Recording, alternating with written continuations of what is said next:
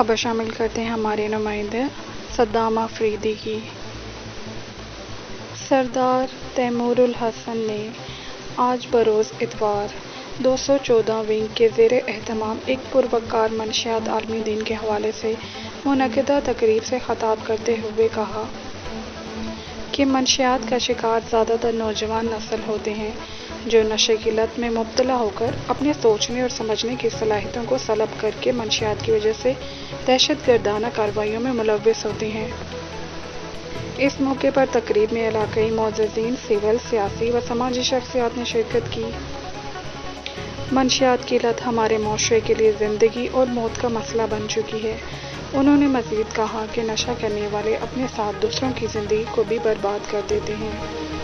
خصوصی رپورٹ دیکھیے صدام آفریدی کی۔ فیروز کا جو یار ہے